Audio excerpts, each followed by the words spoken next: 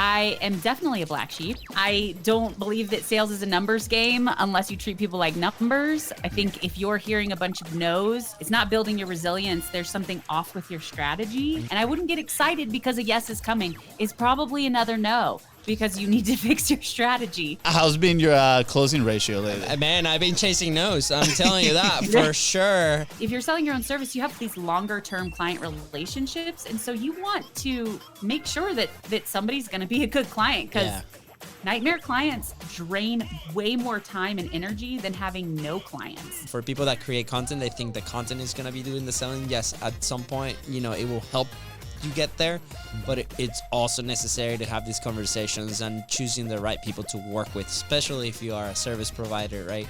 Conversations create opportunities. How do you, in your world, create opportunities? My only goal from those calls is for everyone to leave feeling amazing. That's all I want. We've got some fresh new young Hey, I'm Luis. And this is Luis. And welcome to the Content is Profit podcast. In here, you're going to get the insights, accountability, and drive to create consistently and increase revenue. You'll hear from top entrepreneurs, creators, and anything and everything you need to know about content. All this while having a good time. The goal of this podcast is simple: entertain, educate, and turn your content into profit. Let's go. There we go. I got it this time. Kevin was my practice round.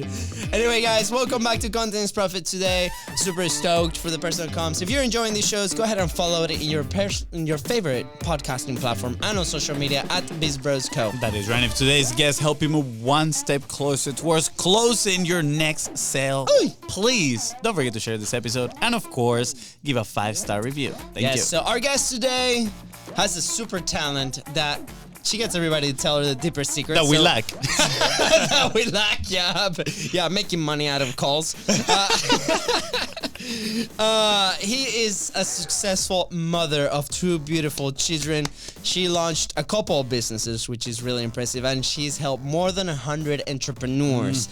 And we'll tell you what, she has an incredible method of selling, which we cannot wait to dive deep into this conversation today. At least that's what I have in my head. Fun fact, we're going through the people that she's helped, her case studies, and one of those guys has tried to sell us, and he was really good, and we became good friends. It was the hardest no that we had at the time. And it was the hardest no. We had no money. Like, we literally have negative money right now, so if we had, it would have been a yes. So, to learn, go to the masters of the masters. So I'm excited for today's conversation. Guys, with that said, please welcome our dear friend, an entrepreneur, Aleasha Bahr. Let's go. Welcome, Aleasha.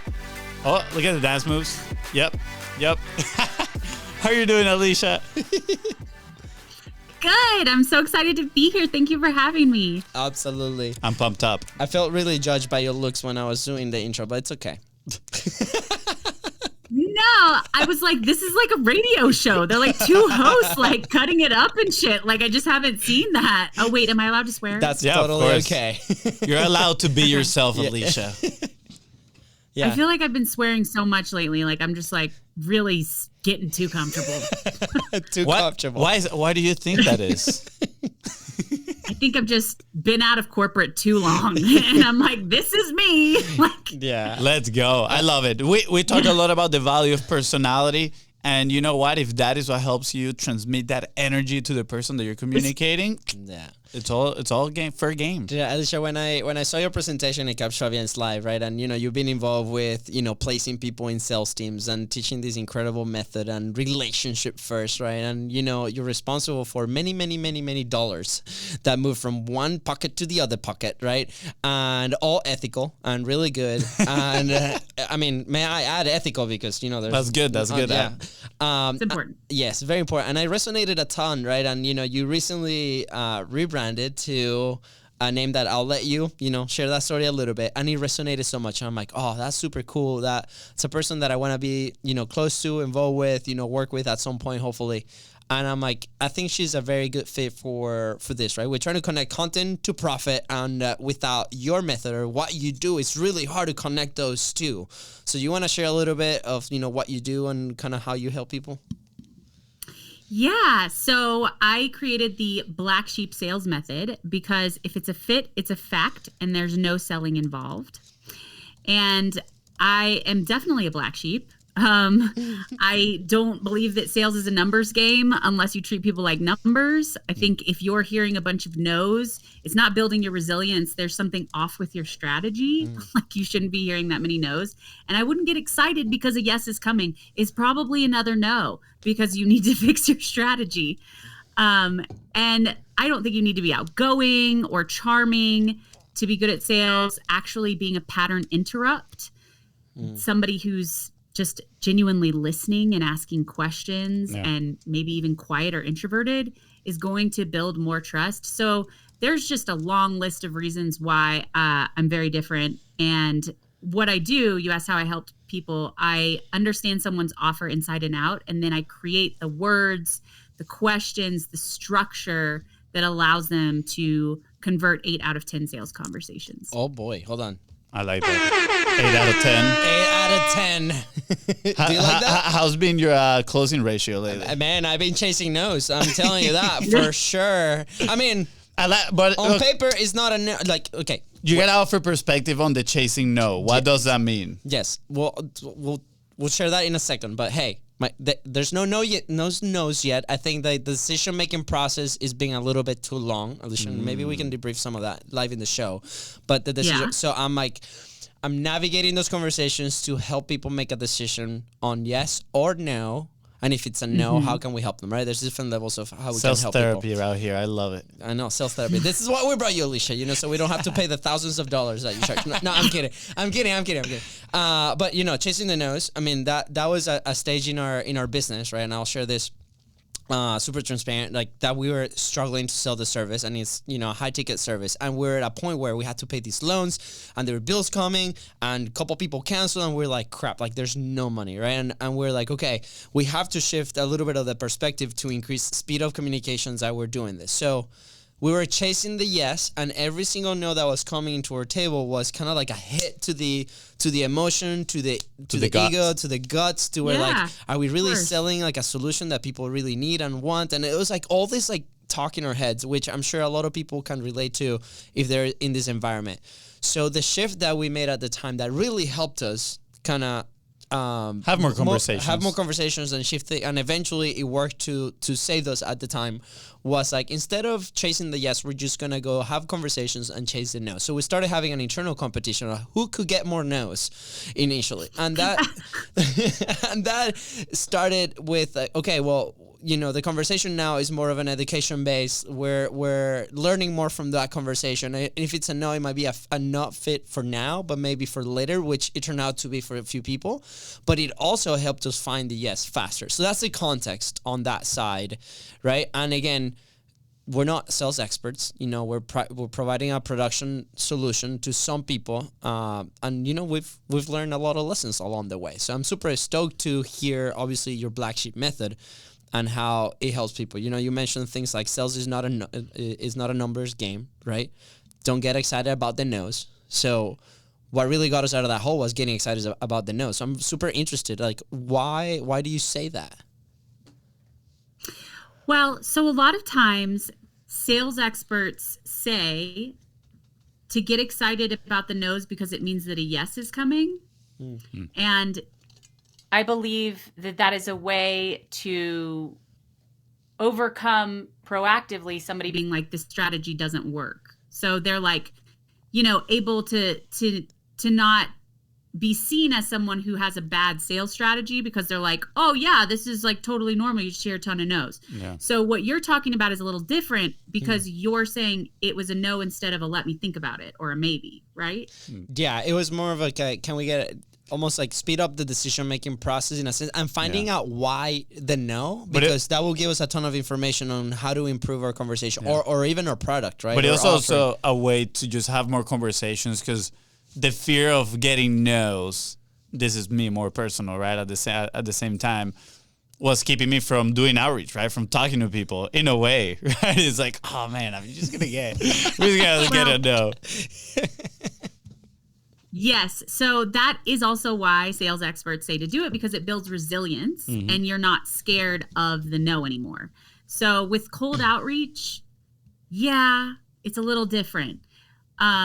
there are so many ways to generate leads, and cold outreach isn't the only way. Yeah. So you can do it with networking, or with the strategy that you guys have recently found with podcasting, or you can do it with a workshop. So I think there's if you're getting a lot of there are ways to build resilience that aren't just getting a ton of no's, because it's a pretty discouraging way to go about it. Yeah. It definitely is one of the ways. There's just a pretty high expense, and that is like your confidence and self-esteem. Yeah. Eventually you do get resilient, but and the resilience is important. I just think there are other ways to do it, and there's no reason to force someone to do the the way of outreach that the majority of people find the most uncomfortable. Like, I think like you can just find something that works for you instead of the thing that everybody says you should do. Oh, I love it. We're like in the same frequency, by the way, because we say that's our messaging content, right? Find your own process, make sure that we're staying consistent, that you enjoy it. And I'll lead this question with an example. When I was managing a fitness studio, we had about 1,000 members, right? So our goals were to sell 100+ memberships every single month. And these are $159 memberships that we were competing against people that thought that, they were going to go to a regular $10 month gym to come versus our studio, right? So it was the pitch and the conversation was very different, from our perspective to like a $10, regular gym. So sales process started really when the interest was happening, and we had to build this relationship ahead of time to then when they walked into the studio, we could provide a great experience for them.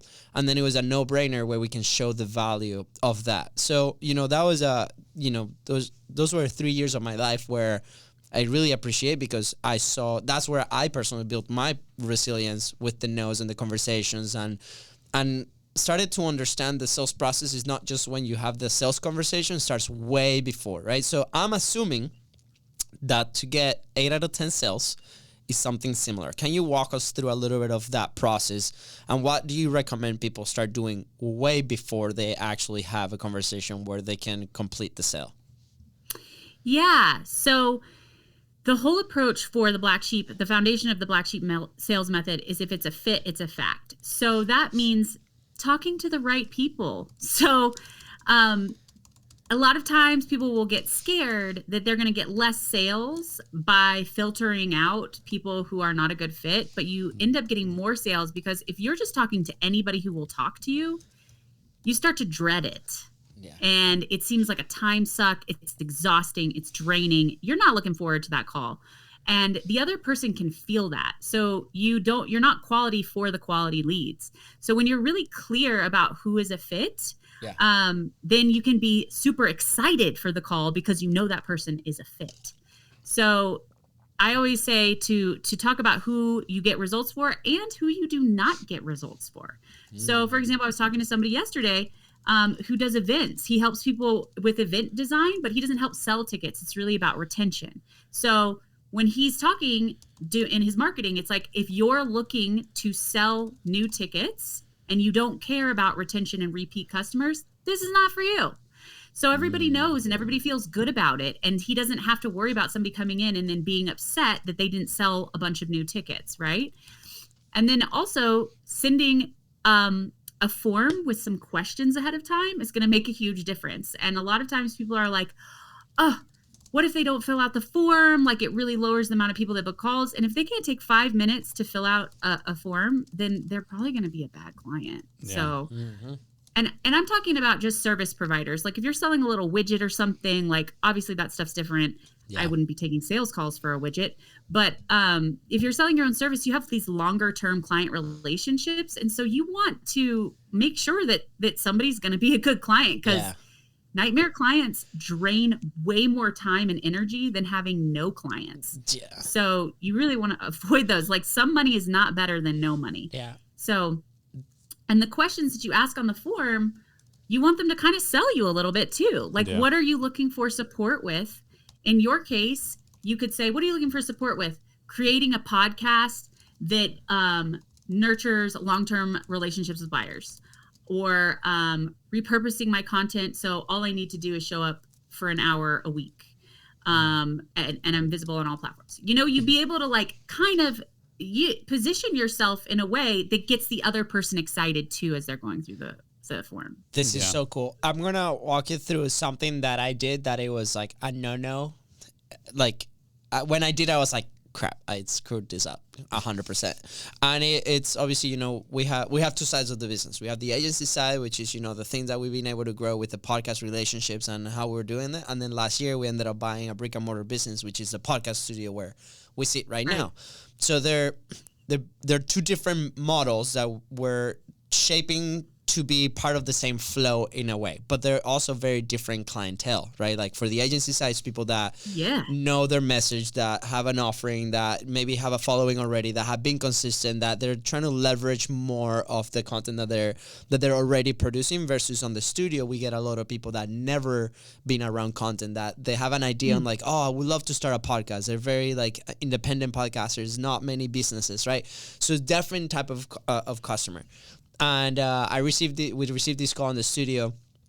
It was like late on a Friday, right? And I returned the phone call to this lead and I started asking them questions on the phone. And I was not in the right environment to have that conversation. I was in my car. I was like, I need to respond to these people as soon as possible. And we're having this conversation, and we're not open on Saturdays or Sundays.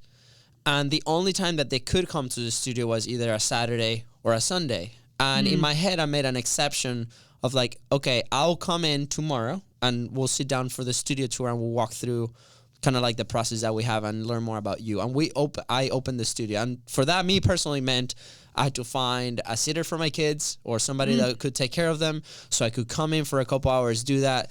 That was problem solved. I'm like, well, this could be, according to what they say, could be an interesting person to have in the studio. Make it here to the studio on Saturday.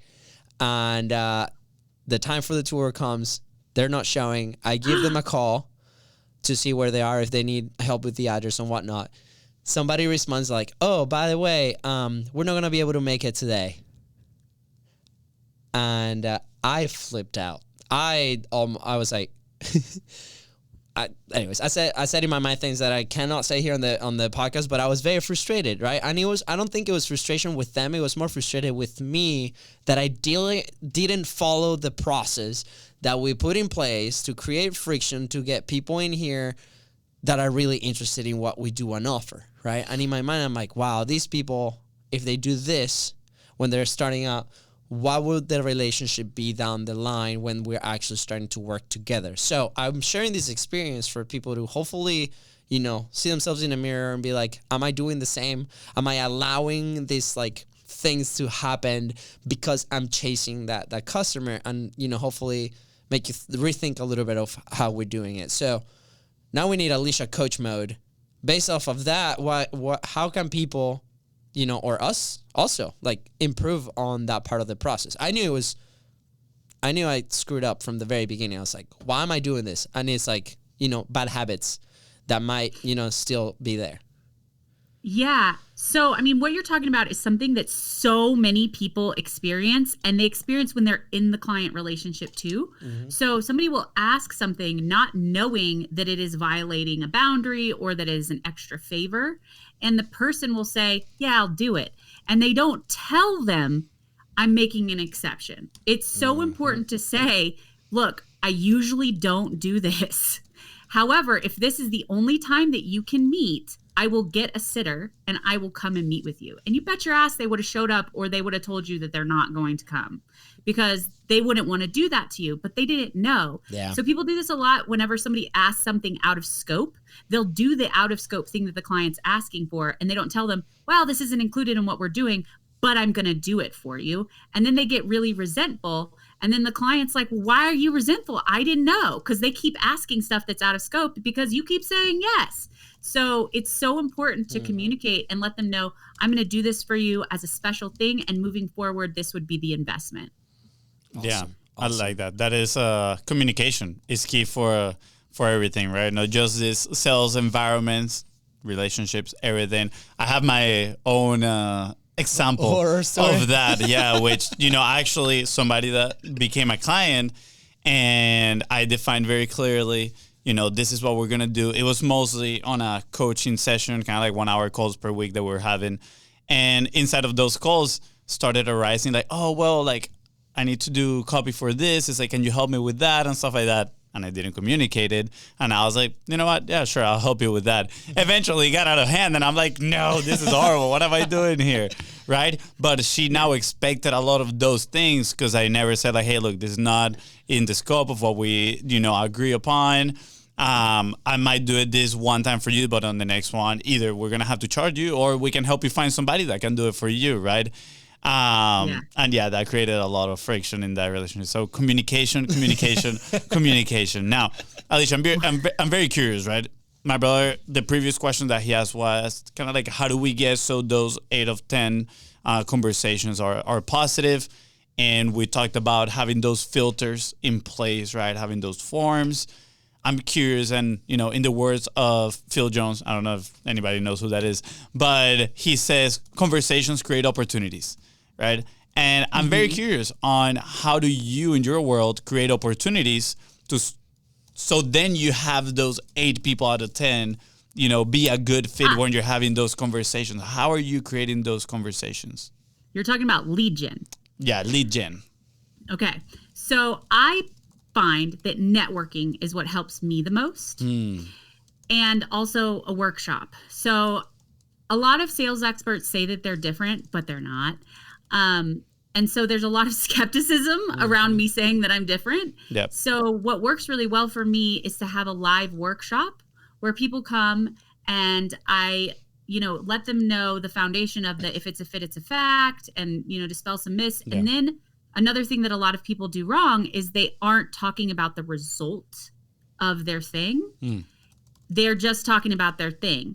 So, for example, if you guys were like, yeah, we repurpose your content across lots of social media platforms, nobody cares about that, right? Yeah. But if you're like, we make you visible consistently on all the platforms in front of your ideal audiences, everybody wants that, right? Yeah. Oh, cool. With only an hour a week or something like that could be also added in. So I do this live with someone. I'll be like, tell me what you do, and then I'll connect it to the result right there. So they have the experience and they're like, oh, she's actually not, lying like everybody else. So that works really the best for me. I don't really like cold outreach. Yeah. I don't want, if I'm talking to somebody and they're expressing that they've got an issue with sales, I'm like, well, that's what I do. Do you want to, have a conversation about it? Yeah. I can help you with that. That's usually how I do it, is like that what you're saying is exactly what I solve. So like, do you want me to solve that with you? Yeah. And the way you're getting people into your ecosystem, to put it away, since you're not doing cold outreach, is through your content? Yeah. Through my content and a live workshop and networking. And that's pretty much. Yeah, I remember having, our kind of coordination podcast conversation, right? And, I think we align a lot because you do a lot of the networking, you go to events, you do this. And then as you were telling me this story in my head, I was like, wow, we kind of do that with our show, right? Like our podcast, like since like episode 21, right? Because the first 20 were me and Fonzie babbling about marketing that we didn't know anything about. It has been about connecting and the relationships, and then finding a way that we can collaborate. And that sometimes means that person becomes a client, or we provide an opportunity for them, or they provide a referral for us, and so on. And it has been incredible to the point that it helped us launch a business that we were trying to launch for 3 years before the launch of the show, right? And it helped us hire team members and grow, and opportunities like the studio now. So, that networking doesn't necessarily have to be in-person groups inside of your city or events, right? No. Exactly. So, could you give us some examples on your side? What has been some of the most successful relationships, right, that you've been able to generate through networking? Has that come through people that engage with your content, or you collaborate with on podcasts or in person? Like, do you have a champion client, and then kind of walk us through kind of that flow that you did with them?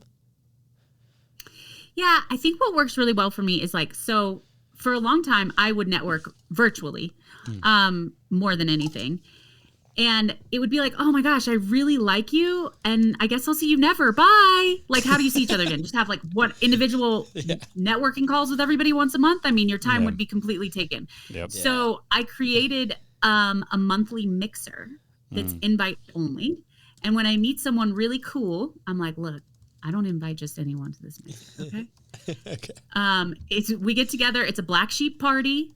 And we're going to lift each other up and we're going to celebrate each other. And it's talented, smart as hell people who are pretty inappropriate and sweary. And you seem like you'd fit in.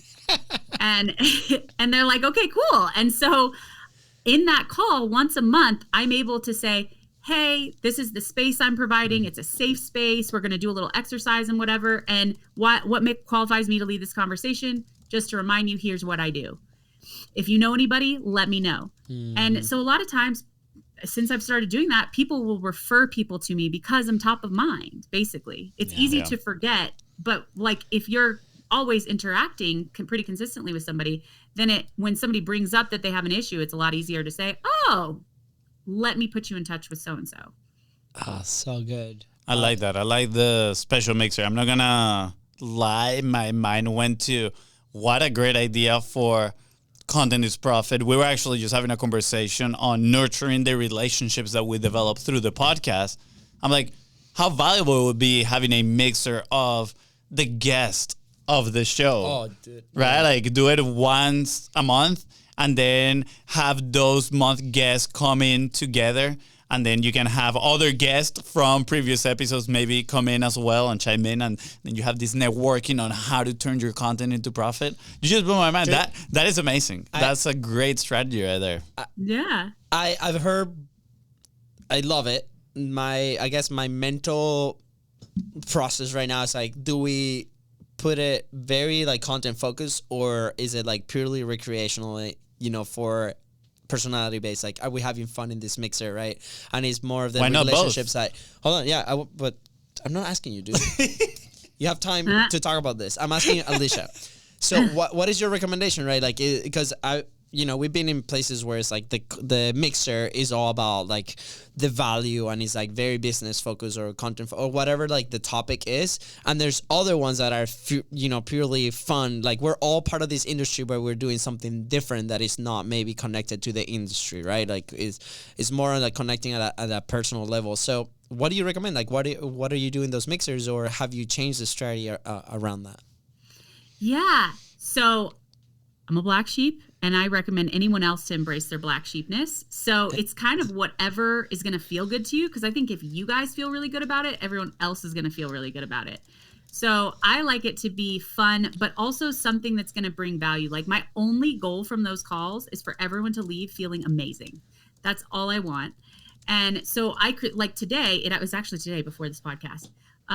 We focused on creating our own luck because it's St. Patrick's Day. So I was like, I want everybody to think about a time when they thought that they were really lucky and what were the circumstances leading up to that. Yeah. And what would make you feel lucky if it happened this month? Because there's a lot of really smart people in this room with connections and experience, and let's make some luck happen. And so it was just kind of like, it's like fun to get people to shift their mindset a little. I like that stuff, right? So that was my goal from it. For yours, it might not always be about content. Sometimes mine's about messaging and sales. Yeah. A little exercise. I always ask everybody, like, what would y'all like? Would you like this? Because I want them, if it's not valuable, they're not going to show up. Yeah. And I encourage connections. Like if you guys, connect with each other outside of this, lift each other up. There could be business from it. There could be friendships. Like, let's just see what we can do. Like it's cool people together. Yeah. This is more on a structure basis and I feel like I'm digging too deep into this, but do you go into teaching moment at first and then do you do breakout groups? Everybody talks, or is always everybody in one kind of like one room and you are telling, all right, it's your turn, you talk. So today I was like, if you feel inspired, like raise your hand. So it didn't have to be everybody. And I always want to know everyone's takeaways at the end. So I will say that. But once it grows bigger, I will have to do breakout rooms and then we'll come back and do takeaways. Got it. Makes sense. How big do you think is too big where people, stop being kind of like that person? Because I think the value of this is that you keep it as like, hey, look, this is my secret mixer, and you are invited. You just want to take it for it. But I feel like because I've been to some that I go in and then I see a whole bunch of people and rather than opportunity or enjoyment, I see more, this is just a hidden pitch, right? They're just trying to, run some sort of webinar here and then, kick us to the curb. So I'm curious if it's like the side or even if it's big, depending on how you're running it. How are you looking at this? I think that as long as I bring in the right people, which I'm very like particular about who I'm inviting, and as long as I run it a certain way, I think that and if somebody comes in and compromises that culture in some way and starts pitching, I'm gonna like not invite them. Get back. the boot. Yeah. You're out of here. Clearly, we're not that cool. We haven't been invited. Saying. Well, it's kind of all women right now too, and I didn't mean it to be, but I'm messing with you. I'm messing. I like we throw people under the bus and shit. This He is does. what happens. He This does. is what happens.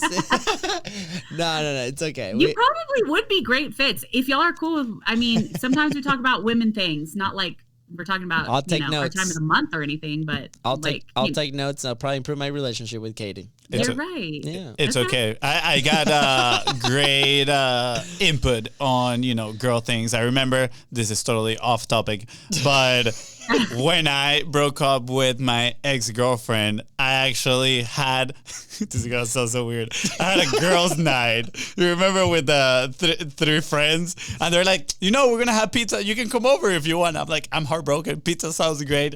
And, I just joined, and it was a great conversation, great support, So, Yeah. I got you.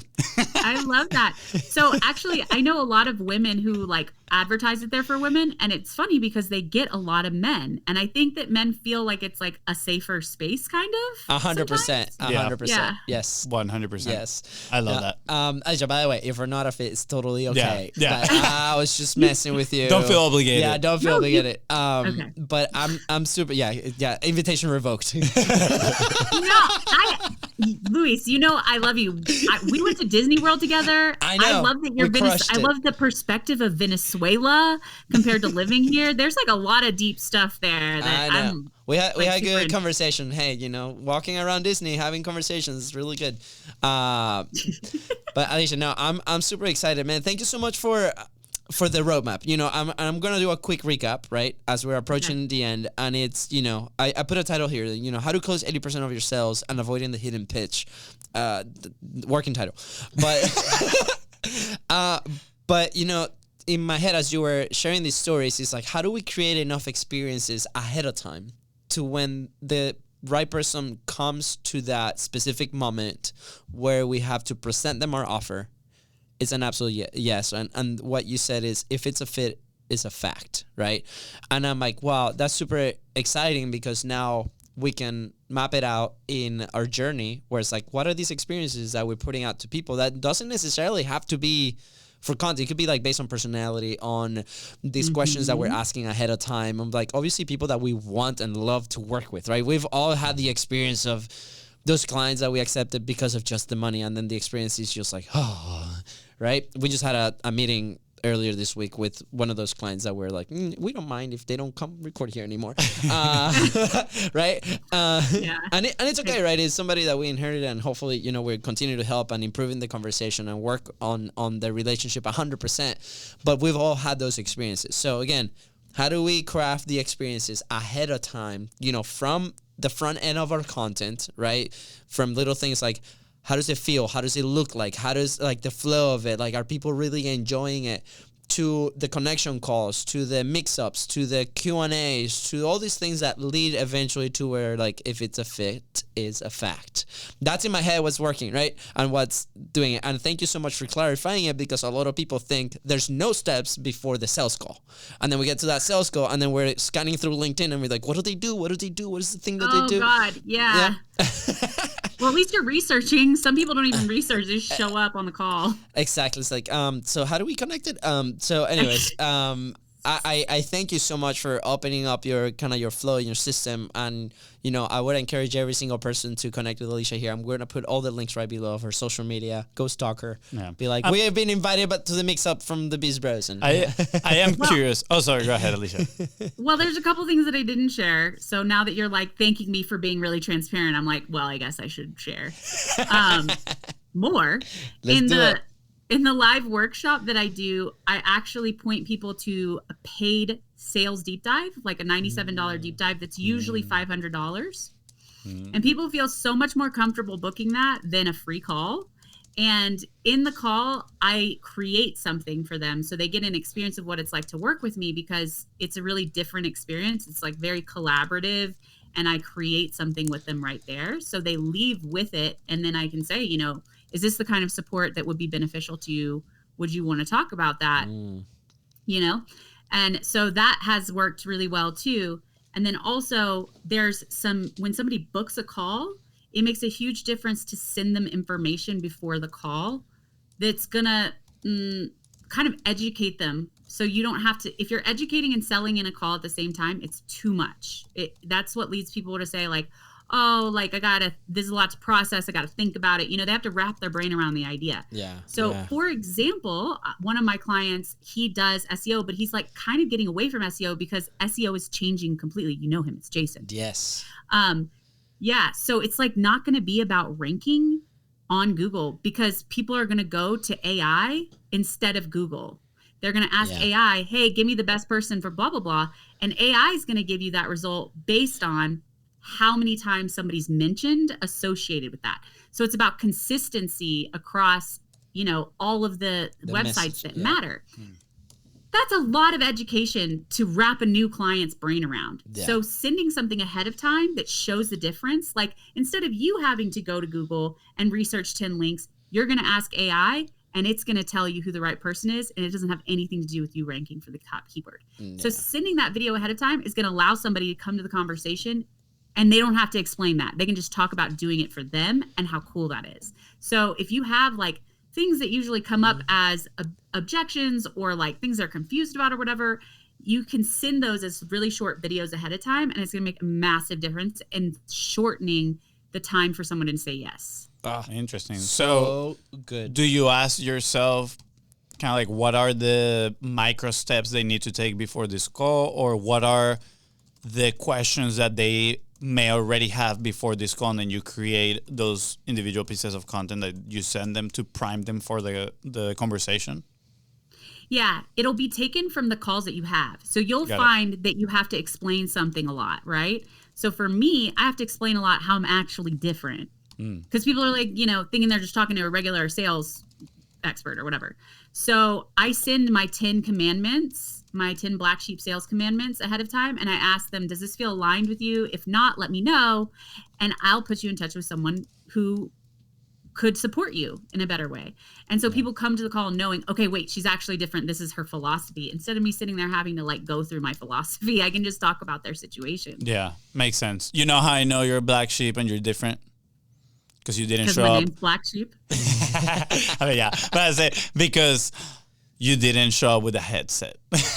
Okay. Oh, It's like, I feel like the sales experts just wear the headsets, like, and they got a little voice from that concept. That it's like a very particular kind of like audio frequency. I feel like you'll get a kick out of this story. So when we first started our agency, like first for 2018, something like that, I had the job in the gym. And we're like starting to like outreach to these restaurants and local businesses to see if we could go record content there. Fonzie had no job at the time except the agency. And we're like, okay, today is gonna be outreach day. Fonzie, here's here's a list of all the restaurants in Jacksonville. Give him a call, see where can we stop by, right? And I go off to my job, and he was sitting in his room with a headset, with a microphone. It was like a gamer set, right? And I come back after a full day. We were like, sweet man, how many appointments? Like, where are we showing up? And just like, I made 2 calls. I dread the calling. I dread a cold calling. He paced all over. Man, everybody dreads it. It's horrible. I mean, I'm not a fan. If somebody likes it, they're a unicorn and they're very valuable, and pay them well. Yeah. No, yeah. I love it. I love the assets ahead of time, like the video. Do you filter them also if they haven't consumed that? For example, like if they haven't seen the video or read the guide, or, like they show up and be like, oh no, I haven't seen it. Like it depends on the volume that you have. If you have a large volume, you can definitely put that in place and say, can you respond back and let me know that you saw the video? And I've helped clients create that process usually when they're using paid ads. Yeah. And otherwise, like, unless people were coming and being like, no, I didn't see that, and you still have to go through all this stuff with them, then at that point, if you get that a lot, then I would like put some sort of step of friction in, but awesome. Not at first. Yeah. It's amazing. It's so good. I feel I'm ready for a test. good. I'm like, give me a call right now. I think we have to look at our process and be like, there's not enough content ahead of time. Like, when you were mentioning, it's like, what is different about us that, that we have to explain a lot, right? Like the presentation that we had at Capshowians Live, the 6 levers, that's something that we touch every single time on production side. Whenever we have people here in live studio, whenever we talk on the agency side, on the pipeline platform, same thing, right? And it's also to understand kind of like where they're at, right? There's some people that might not know much about content, that they just consume it in a way, right? But then they don't know what's like behind the tip of the iceberg, right? Or under the tip of the iceberg. It's a ton of stuff that goes into it, right? So I love this conversation. I think we're just scratching the surface on stuff like this.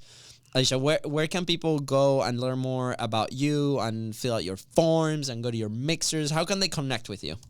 Well, the mixer's invite only, and the $97 sales deep dive is not advertised or published anywhere publicly. I do have a sales level up call, but the first thing that I would do is go to my podcast, Sales is Not a Dirty Word, and listen to the episode about how to sell like a natural. And if that feels like it aligns with you, then it's probably, it's a good sign. It's a good sign that you would thrive with my approach, the Black Sheep sales method. So cool. I like what you did there. I really like it. I'm like, listen to this specific episode. Yeah. That is a hidden golden boulder right there. Have that one specific resource. Also, you're getting them to know your personality. When they tune in, they probably will listen to more episodes of your podcast, get nurtured. Then they're like, you know what, Aleasha is the best. Let me give her a call. Uncovering the secrets, Fonzie. Next thing you know, you're sharing your deepest secrets here with Aleasha. That's awesome. Yeah. You guys, if you're listening to it, go to the YouTube channel. She's definitely blushing right now. That happens. No, Aleasha, go ahead. Sorry. No, go ahead. We're extremely grateful that you were able to share this with us and the people that tune into the show. I think for people that create content, they think the content is gonna be doing the selling. Yes, at some point, it will help you get there, but it's also necessary to have these conversations and choosing the right people to work with, especially if you are a service provider, right? That it's going to be a lot of time and resources and mental capacity that you're going to be spending time with them, right? I'm super excited. Thank you so much for coming to the show. Is there anything else that you want to add before we head out? No, just thanks for being awesome, guys. This was lively. It felt like a party. Let's go. That's the plan. That's the vibe. That's the vibe we're going for. We succeeded. That's right. Yeah. Oh my God. Yeah. The foghorns. It's so funny. Fonzie, anything else that you want to? Thank you, Aleasha. I feel more confident to take on conversations. Usually I just send them to my brother. I'm like, you talk to that guy. He likes to talk. So thank you so much. I do. I think sometimes I talk way too much. Well, I can help both of you with both of those things. That's what I do. That's right. Let's go. So is that a secret invite to a mixer? No kidding. Wink, wink, wink, wink. Okay. Guys, with that said, thank you so much for tuning to the Contents Profit Podcast. Go ahead and follow the show in your favorite podcasting platform and on social media at Biz Brothers Co. That is Ryan. If Aleasha here help you close 80% of your conversations, please don't forget to share this episode. And, of course, don't forget to leave a 5-star review. See ya. Bye, guys. Bye.